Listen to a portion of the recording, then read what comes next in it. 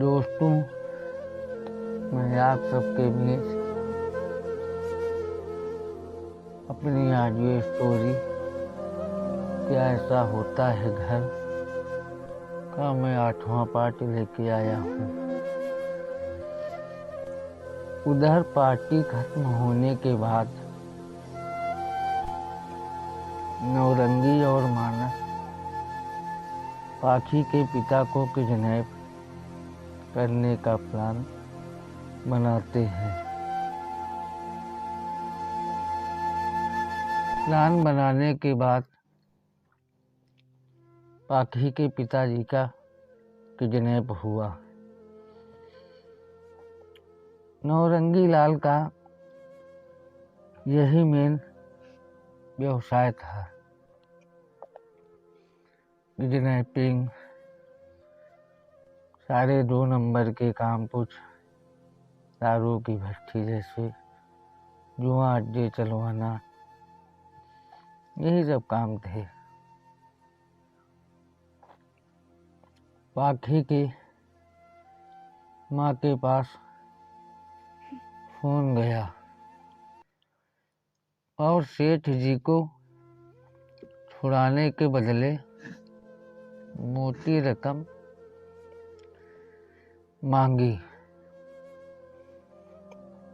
घर में बात हो ही रही थी, वहाँ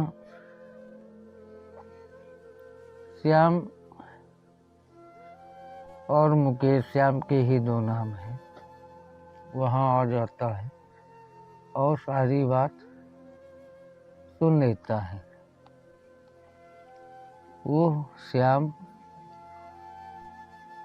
नौरंगी के यहाँ पहुँच जाता है। श्याम के पहुँचते ही नौरंगी और मानस दोनों वहाँ होते हैं। मानस यह देखकर श्याम को कि वहाँ आ चुका है तो वह निकल लेता है। श्याम नौरंगी के सारे आदमियों की बहुत पिटाई करता है और सेठ जी को वहाँ से निकाल लाता है। सेठ जी भी जख्मी हो जाते हैं और कुछ खरोंचे श्याम को भी आते हैं। वो घर पहुँच गए, पुलिस को सूचना मिल गई। पुलिस पूछताछ के लिए आती है। सेठ जी से पूछती है, कौन थे वो लोग जिन लोगों ने आपका किडनैप किया था। सेठ जी पुलिस को कुछ नहीं बताते, और पुलिस भी करे तो क्या करे, पुलिस वापस चली जाती है। श्याम सेठ जी से कहता है कि सेठ जी, आपने उनका नाम क्यों नहीं बताया। फिर सेठ जी सिसकारियाँ भरते हुए बोलते हैं, बेटा, ऐसे लोगों से दुश्मनी करना ठीक नहीं है।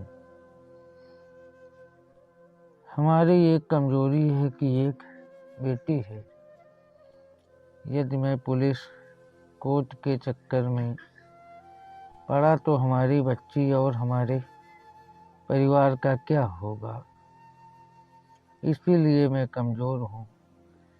यदि मेरे कोई एक लड़का होता तो मैं इतना कमज़ोर नहीं होता। क्या करूँ बेटा, हमें कोई रास्ता नज़र नहीं आता। क्या तुम इस बंधन में से हमें मुक्त कर सकते हो। सेठ जी, मैं आपके किस काम आ सकता हूँ।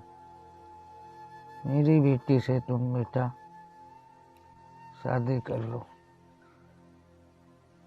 श्याम सेठ जी से कहता है कि सेठ जी, पूरब और पश्चिम का कहाँ मिलन हो सकता है। सेठ जी बोले, बेटा तुम वो हीरा हो जिसकी पहचान हर किसी को नहीं है, और इस हीरे को मैंने परख लिया है। तुम्हारे जैसा ही मेरा बेटा हो जाए, मैं तुमसे अपनी बेटी का जीवन साथी ऐसा ही पाना चाहता हूँ।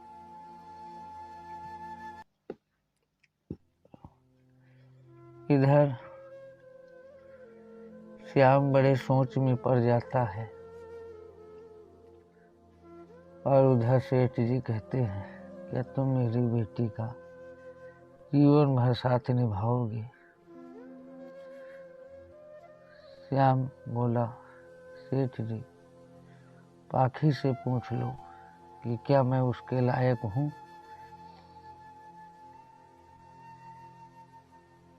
और मालिक है, मैं नौकर हूँ। सेठ जी बोले, ये एहसान मुझ पर कर दो बेटा। श्याम बोला कि पाखी, क्या मैं आपके लायक हूँ। पाखी कुछ नहीं बोली और वो भी सोचने लगी कि इससे अच्छा जीवन साथी हमको क्या मिलेगा। इसने अपनी जान दांव पे लगा करके हमारे पिताजी की जान बचाई, और इससे अच्छा हमारे लिए कुछ नहीं हो सकता है।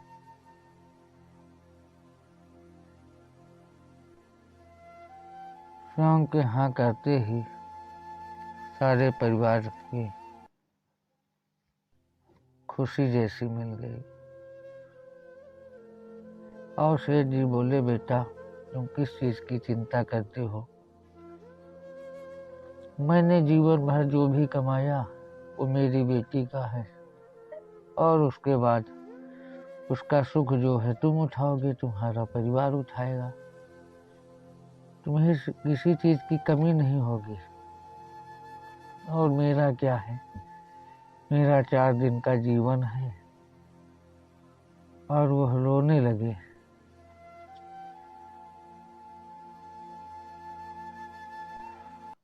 तभी श्याम भी गमगीन हो जाता है, तो उनको दिलासा देने के लिए सेठ जी को एक गमगीन गीत सुनाता है, और वो उस परिवार का सहारा बन जाता है। दोस्तों, यहाँ से हमारी इस कहानी का 8वां पार्ट समाप्त होता है, और अगले दिन मैं इस स्टोरी का 9वां पार्ट आपके सामने लेके आऊँगा। धन्यवाद दोस्तों।